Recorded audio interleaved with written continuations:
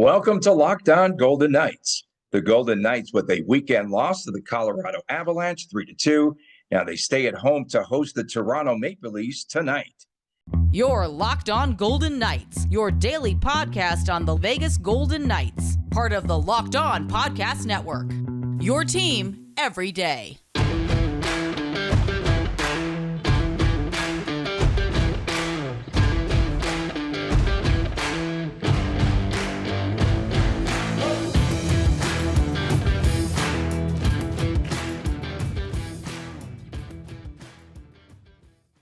Hi again, everyone. Tony Cardasco and Chris Golick from Las Vegas. Thank you all for joining us. Thanks for making us your first listen each and every day. Our podcast is free and available wherever you subscribe to podcasts, wherever you get your podcasts, anywhere in the world. And again, our Twitter handles at Tony Dasco, at TD Chris G, and at Locked On VGK. And don't forget to subscribe to our YouTube channel at Locked On VGK. It's a new week. A lot happening. And Chris, let's start off. The difference in Saturday night's game against Colorado was the power play. Bruce Cassidy made a point of saying following the game that the Avalanche outscored the Vegas Golden Knights 2-1 on the power play, and that wound up being the difference in the game. Colorado was number one on the power play, and the Avalanche are last in the penalty kill. They've given up 6 goals on the PK, and they've scored 9 goals in 17 attempts. That's ungodly on the power play.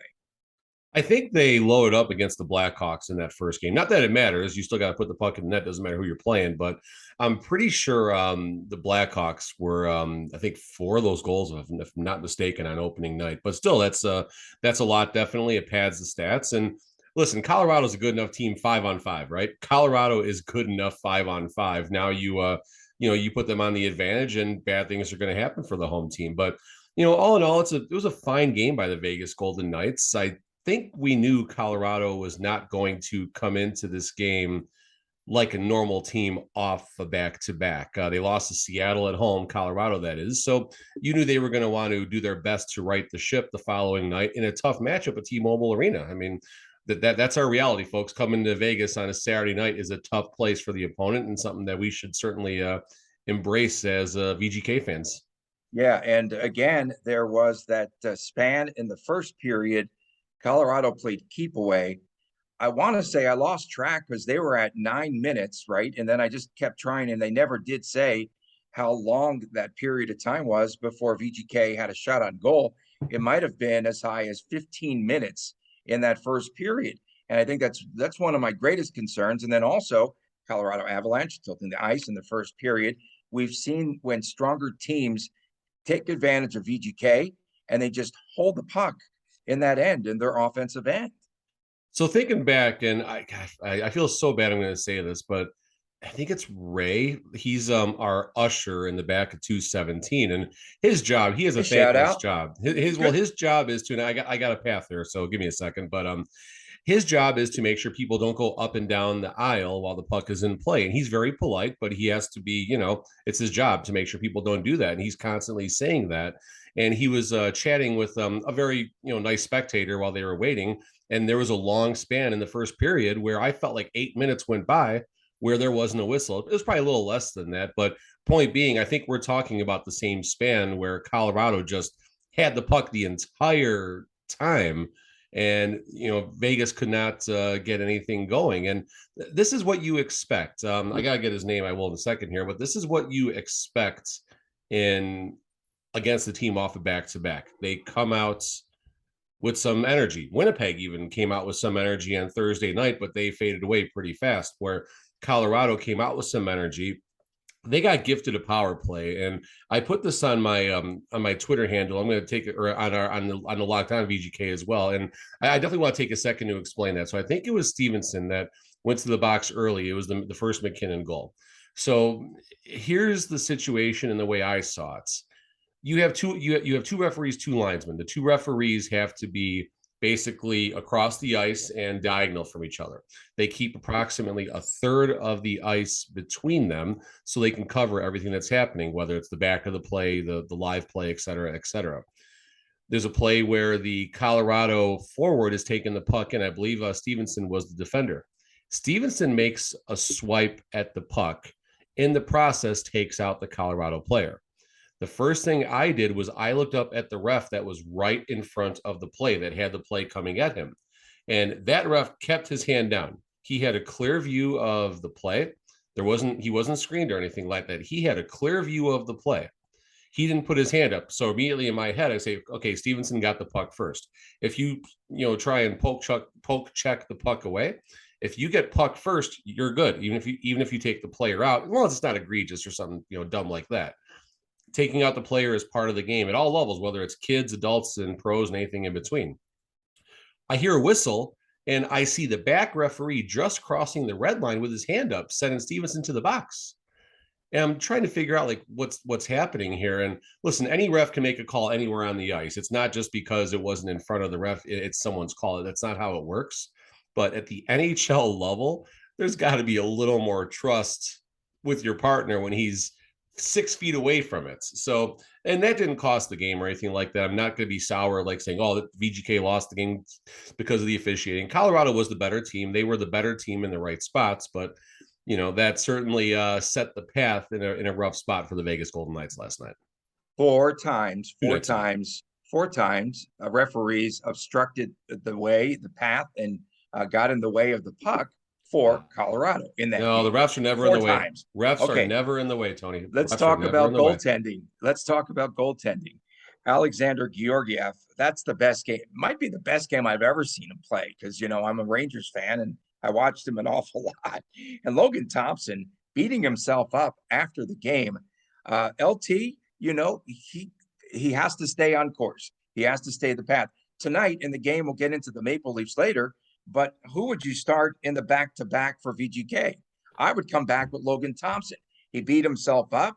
He's still going to be sharp. He had a day off. He's back to normal, back on path, and then go with Adin Hill in San Jose against his former team tomorrow night. Wouldn't matter. You could play in that tomorrow night. That's fair. So first of all, shout out to Sky W, one of our Twitter followers. Just seems real positive fella, fun interaction. So we were going up and back a little bit last night. So shout out to Sky for the comments and stuff. So there's two ways to look at the situation involving the goalies. And I think just simply Adin Hill goes tomorrow night because it's San Jose and his former team. But there is another path to look at this here. Logan is the starter. Adin Hill is the backup. And there is a sizable gap, I believe, between the two. Not as big as we thought, maybe, Tony, but there is a noticeable gap as far as the quality of goaltenders between Logan Thompson and Adin Hill. Not knocking Adin Hill, just LT is our starter. He's the man right now. So you have tonight's the tougher game. Tomorrow, San Jose is the layup game, locked on San Jose Sharks. Tomorrow is the layup game before the Vegas Golden Knights that we should win 19-12 with Tony playing forward and me playing goalie. So in a spot like that, you can almost make the argument you send out your better starter to assure yourself of 2 points in the back-to-back. And if you get there against Toronto tonight with your backup goalie, then fine. You're in an advantageous position. That said, I think the Adin Hill will be the one going tomorrow night, just simply because of the fact that it is his former team. And it's a nice little nod to Adin Hill to get that opportunity. Adin Hill wants to be in net tomorrow night. He wants to be in net tonight too. Don't kid yourself. But, LT, he was tough on himself, and that's fine. I mean, that's good that the goalie cares. That's good that he's upset. And just like Bruce Cassidy, you're getting this honesty, right? You're getting this honesty from the players now. You're getting it from Bruce Cassidy. We'll talk more about Cassidy in segment 2, obviously, who seems to have a highest approval rating in anyone in the land. But, there's a lot of honesty in that locker room and a lot of accountability. And I mean, Logan Thompson had a great game. He had a great game too. Like Cassidy said, two shots off the post on the power play. You're not going to do anything about that. And then was it Nishushkin that had just that he undressed everybody. I mean, even Chance is still looking for his tail after that. Who turned the puck over first and foremost? That's a fair question. I don't know the answer, but I know Brady. You know who it is. Who might it be? If you're saying this, if you're saying, I think you're going to say William Karlsson. Come on now, of course. That's where the play began. I knew it. You just wanted to dog on flat out took the puck away from Tony. It took you until game 6 to dog on William Karlsson. That elite 200-foot player. It took you until game 6 to get behind his own net. It took you until game 6. Karlsson's doing fine. Go ahead. That Nikushin goal was just spectacular, though. You have to give him credit. No doubt, of course, And 100%. McNabb, he skated through 3 players, and McNabb decided he was hung out to dry. It was like he was his best nice turnstile crossover impression. move. That was a great crossover. It was right there. And then Jonathan Marchessault is on fire. He has 5 goals. Mark Stone, light years better at the bumper. Okay, on the power play. Enough said. And he's still not 100% assists. yet. I don't care. No, he's not. He's not. A great point. He doesn't look like he's himself yet, but he's still doing a lot of the dirty work for VGK. And that assist was spectacular because the puck was up in the air. Eichel hit it. He just had the wherewithal to come down with the puck, and then that beautiful pass, and he gets the helper there. You talk about those 2 blasts, the cannon shots, McKinnon, and the one that hurt the most was Evan Rodriguez. It was in the same spot, but Rodriguez should have been a VGKer. Rodriguez fanned on that shot. That's the thing. Like everyone, I heard just a lot of people saying what an amazing shot and all that. You could tell by the trajectory of the puck off his stick that he fanned on it because the puck was flubbing a little bit and it went to the far side as LT was coming across. I mean, I'm not taking anything away from Rodriguez at all. I put up a fun video of him in the pregame skates, and he spent 45 seconds making sure a fan got a puck. He was trying to shoot it, so it's on our Twitter handle. It's up there if you scroll down a little bit, folks. But he actually had a fan open up the camera shoots where the photographers work down there and angle it back. He was trying to shoot the puck through the hole, have it go off of the cover and go straight up to the fan. And he hit it once, but it came back.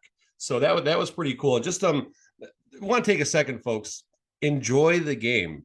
So Saturday, if you went to T-Mobile, if you went down for warmups, you had a shot to see 2/3 generational talents right in front of you in the pregame skate.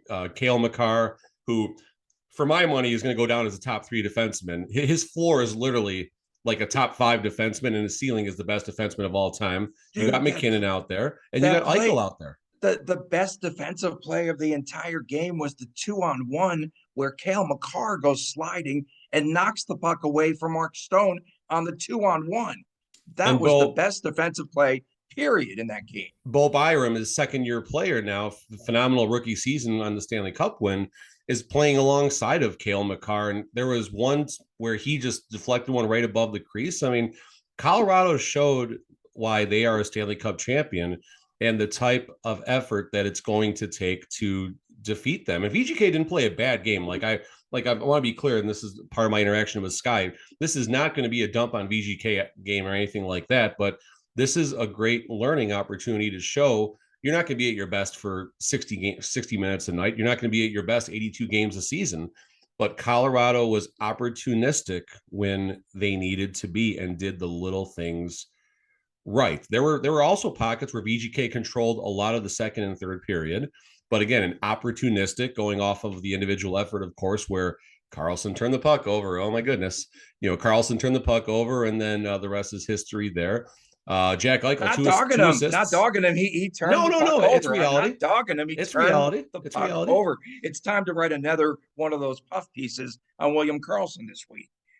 Go ahead. I'm sorry, but hey, so we have the Bednar blender. I came up with the Cassidy Cuisinart, okay, because he mixed up some lines, and we wound up seeing Eichel, Stevenson, and Stone, and then the return of the Misfits. Come on, man. I told you at the start of the season, Phil Kessel is not the answer on that top line. Okay? He's not. Right. No, and that's fair, Tony. Kessel, I think, just 1 assist through all 6 games so far. And there are times he's looked the part and times he hasn't.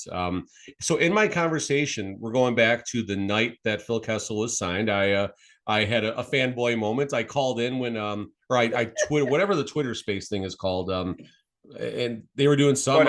I rose my hand. They called me immediately. So my question for Gary Lawless was something along the lines of, what can we expect from Kessel as far as leadership and things like that goes? And, he talked about Kessel's experience and stuff, but it didn't take him long to talk about Phil Kessel's impact for the playoffs. And that is the main reason that he was acquired, because he has phenomenal playoff stats. He goes into another gear when the playoffs start. And, Kessel's been in the league 17 seasons. He's in 988 games, I believe, tonight. So he ties the Cal Ripken Ironman streak, or better known as Keith Yandel's streak, I guess. So he ties that streak tonight, and then he'll break it tomorrow in San Jose, God willing. Of course, nothing crazy happens. And, he's gonna get through the regular season. He might not have the same motivation level at times as some of the younger players, call it what it is. But when the playoffs do come around, and again, God willing, VGK is one of those 16 participants, you will see another gear. And I think Kessel will have pockets of games that are like right now he's trying to fit in. Kessel on the third line, I mean, that's it's a safer spot for him. But you look at the line mates, and you're going to have to ask more of him also. Yeah, he'll be on the third line, of course. So, of course, on Saturday night, you were at the game. I was here in the humble abode. I'm watching the game, and I'm listening on the radio to my good friend, Connor McGahey, play-by-play voice of the Colorado Avalanche. And something, that we really don't notice, or maybe we do here in Las Vegas, is that my guy, McGahey, kept getting annoyed when VGK, luckily there weren't a ton of opportunities. So VGK's on the power play, and we hear NV Energy power play. And the first time he's just having a meltdown. He's going, okay, we know you're on the power play, like quit it. And then it happened again, and he's just getting overheated there in the booth. And so I tweeted to Connor, and he's calling play-by-play, and he's tweeting me back.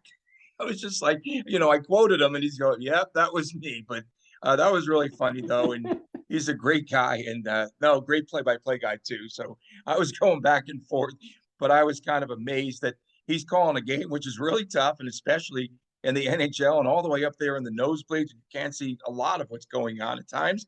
And here he is tweeting back at me. Coming up next, we have a poll that we released via, not scientific, via Twitter. Very scientific, very scientific.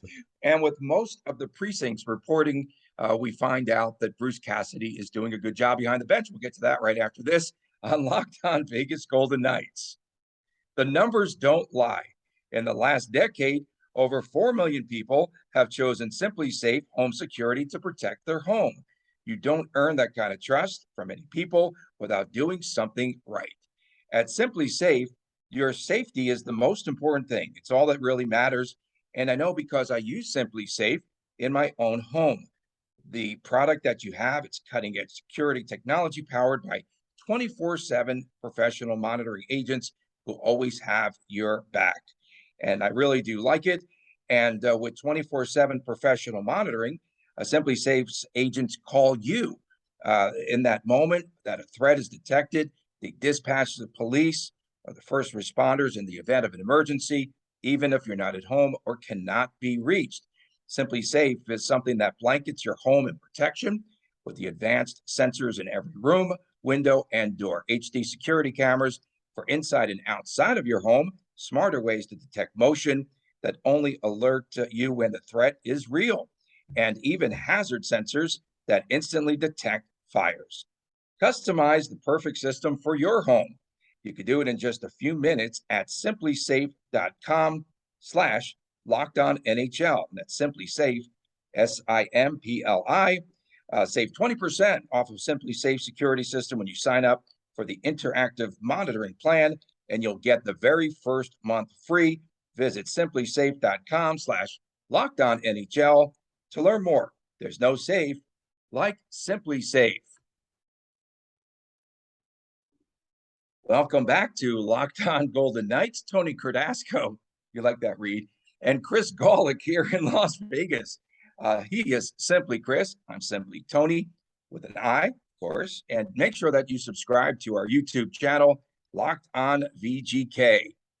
So we wanted to get the fans' impression of how Bruce Cassidy is doing behind the bench. So my man Chris put up a poll, and you could tell everyone, you can reveal how many electoral votes are in too. 83 votes, not bad for an overnight one, and it's a 98-2 split. So somebody in the last 15 minutes has said not a good job. So the question was simple: is how do you feel about the job that Cassidy is doing? The options were solid job, not so good of a job, and I didn't want to put anything more in there. I just wanted to know basically, if we're on a pass or fail, ship right now. And I figured it would probably be 70-30, 80-20, 60-40, somewhere in that range, mostly good for Cassidy. And we came up with 98% says solid, 2% says not so good of a job. And the comments in general are very positive. Tim wants to know who thinks he was not doing a good job. I'm curious about that as well. Dave Parker makes comments about the power play. Would have liked to see a win against Calgary or Colorado. Says not close yet, but the direction is done. I don't agree about. I think we are close. You do? Las Vegas I think sports, they're on the right path. I think they're on the right path. Absolutely. Yeah. More comments about a Las Vegas sports capital of and ... It's too long with Twitter handles, so that's as much as you get. But nice improvements. Glad to see progress on the power play. Amazing what a Steve Spot-less coaching staff can do. Likes the transparency. Someone John Stevens going well. Shout out John Stevens too, for the job that he's done with that power play. Yes, absolutely. UGM Sports Lover says Pat Pasternak to Vegas. Okay. In Butch we trust, of course, trying new things. Think the season, wait and see, evaluate what they have. Next season be loaded up with firepower. There actually is something to that, depending on what happens with the salary cap, but that's another show for another time. And Logan Thompson Stan accounts. What does this say? Logan Thompson Stan accounts. Sure. Okay. How could anyone say he's not doing a good job? I mean, and it's all fair, right? It's all fair. We just a couple quick points here. One, we played 6 games. We could have won all 6 of the games. All 6 of the games were winnable. Cassidy has made improvements and changes in each of the games. Let's start with the very first game of the season. Amadio's on the bench. Paul Cotter had a better, late run in camp, which earned him a spot on the roster. Cotter made positive contributions, helped VGK get a couple early wins. Cotter kind of plateaus out a little bit, so in comes Amadio. Amadio gives a boost against Winnipeg. He played great against Colorado. And so you're seeing just little things like that happening. You're seeing the lines being mixed up. You're seeing changes made during the game. And DeBoer, I think, was very content with seeing the process through, right? Process before results, I think, is a good way to look at DeBoer, even though DeBoer also made the comment that we're in the business of winning. So it's kind of contradicts himself right there. But Cassidy is, yes, there's a process that we have to trust, or process, as Tony would say. There is a process that we have to trust. But, Mike Tyson, right? Everyone's got a plan until they get punched in the mouth. And that's a pretty fair statement at times. And in hockey, I think that's something you have to adapt with. And Cassidy, I feel, sees things quicker than Pete DeBoer did as far as what path the game is on. And you'll see him make changes during the game. You'll see him kind of change the system around and tweak their breakouts and things like that. You'll see him do more line changes. I just felt DeBoer was content putting 50 pucks on the net a night. And even from the perimeter. And assuming something is going to happen. And I used to be of that nature. I'm not anymore. So, I'm with the fans. I'm with the 98%. And as elections, roll in right now, what a time, Tony. What a time to have this conversation. Yeah, at least there's no slander, in our election report here. And you've watched this team closely. You're very closely. You've observed them up close in the arena, via the media. And so you have a very good and trusted, opinion of what's happening. I felt as though, again, the Avalanche, the stronger teams, they have to do something to get more gritty. Stronger teams have dominated. The Avalanche, again, they tilt the ice. We saw this in the Calgary game. They tilt the ice. And so they have to do something, as you mentioned, at the trade deadline. They're going to have 3 goalies here, folks. I mean, I don't think you need 3. So I think if you have 3 goalies, you don't have 1. Right. Exactly. I want to see, really do want to watch and see how Logan Thompson does. Does he get too frustrated where things start to come unglued? Because he's a second-year rookie. Let's face it. I mean, he's still young in his goaltending career. And I just want to see how he reacts. We will see if he's mentally tough, like we believe he is. And I think that's something to watch. Bruce Cassidy said that he didn't like, the poor puck management on the part of VGK in that last game.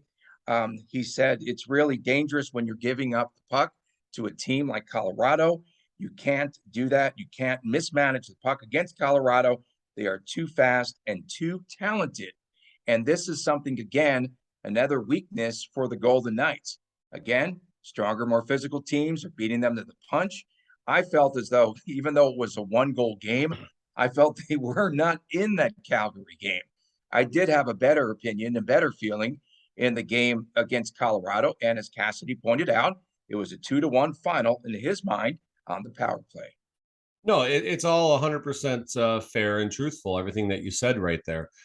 Go back and watch the first period of the Winnipeg game. VGK was making these amazing breakout stretch passes, hitting players in stride who were already past the forwards in the center. So all you have left to beat are the two defensemen, and you get some rushes, you get some opportunities, and that's obviously how the Eichel goal came to fruition, of a quick pass on the breakout, and you got a 3-on-1, and a puck finds Eichel's stick between the circles. He's not passing that puck. He is not passing that puck. He is scoring, and he put a beautiful puck off the post, top shelf, and crowd goes crazy. We're off to a good start. Against Colorado, they're trying those same stretch passes. And about 1 out of 6 of them was making it through.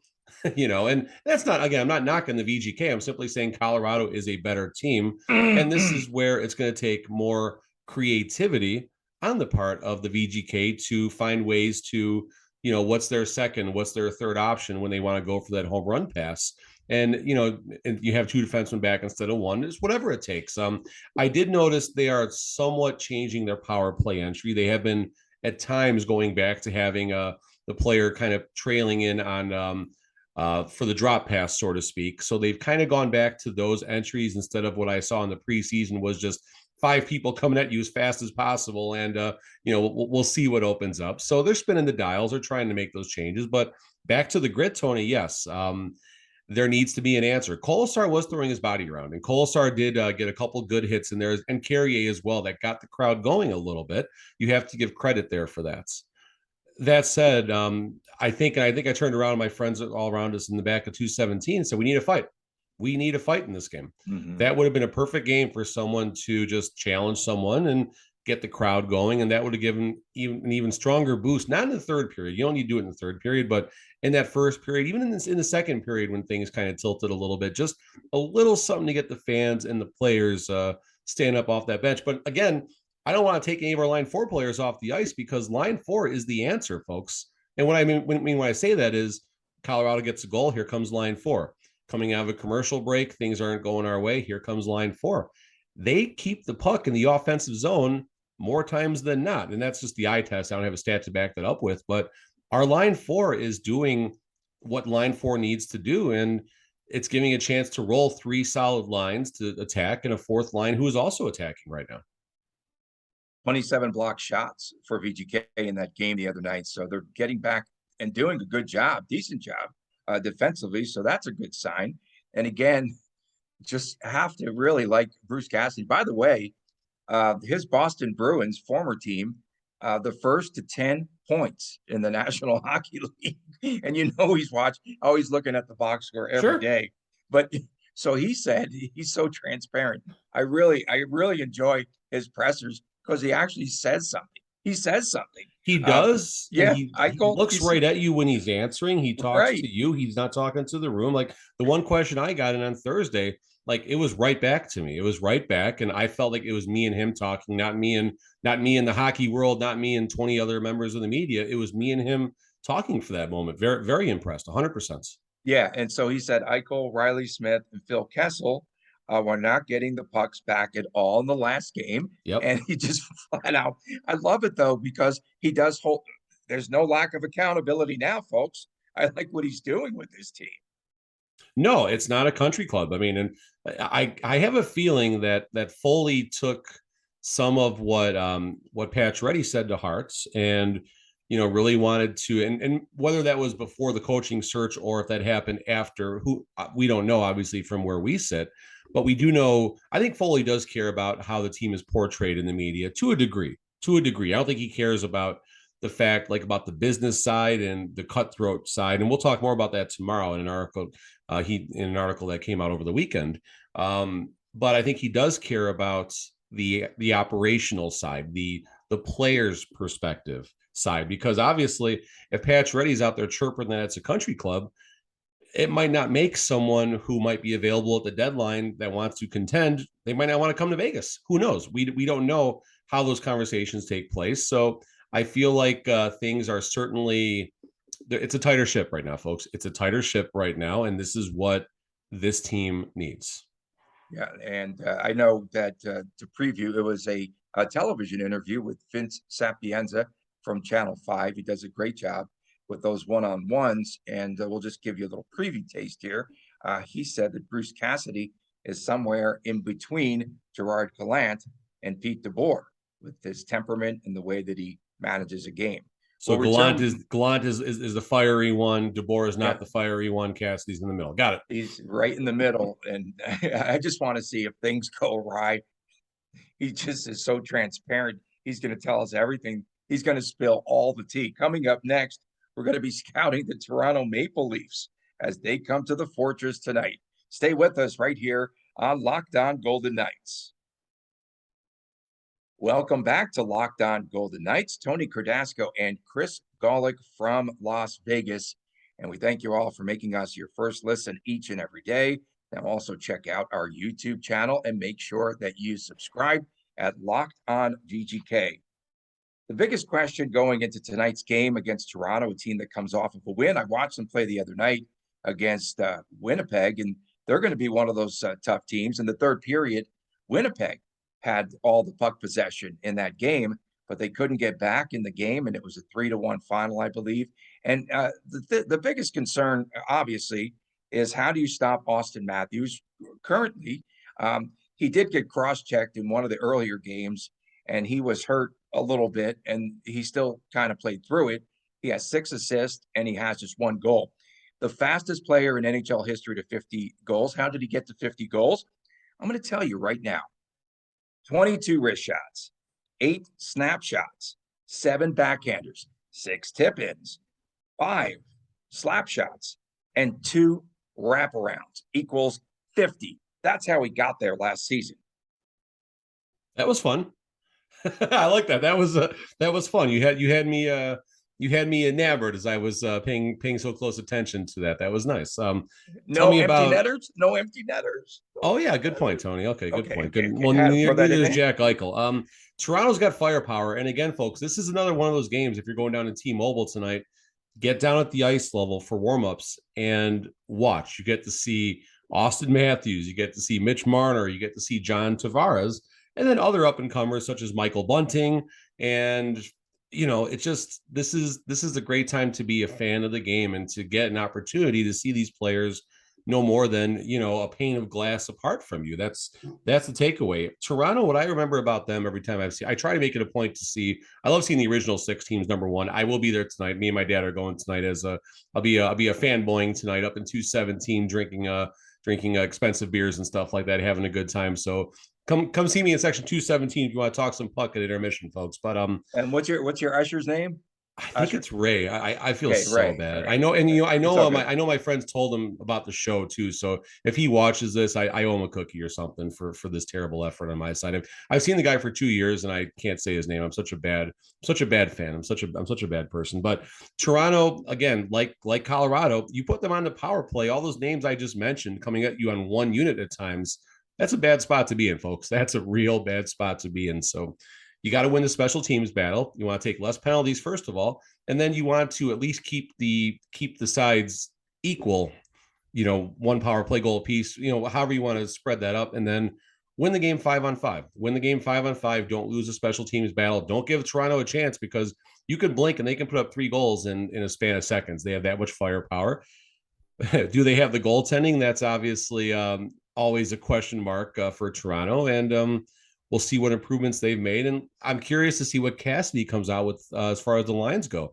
Cassidy did mention in the same post-game presser we were talking about, Jesse Granger got the last question from The Athletic, and he mentioned about putting the lines in the blender, and, out came the Misfits line and Stevie Stone and Stevie Stone, and who was the third? Who was the other forward? Eichel.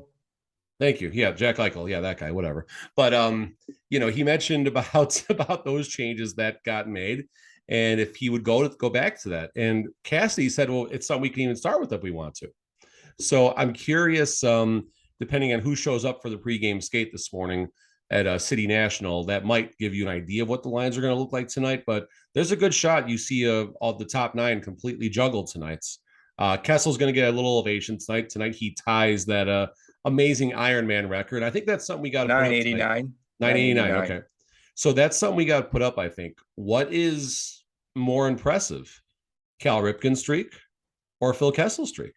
Interesting. And listen, I get the numbers and all that for Cal Ripken and all that, but something to be said about playing all these hockey games without missing a single game, and we're not gonna get too deep into that, but there'll be a nice ovation for Kessel tonight, and tomorrow against the Sharks, the record gets snapped, and it's pretty remarkable when you stop and think about that and look at how big of a deal it was for baseball. I don't think Phil Kessel is going to bring that type of notoriety tonight to T-Mobile, but it'll still be an exciting moment, and I'm sure he'll get some love during the first break in action tonight.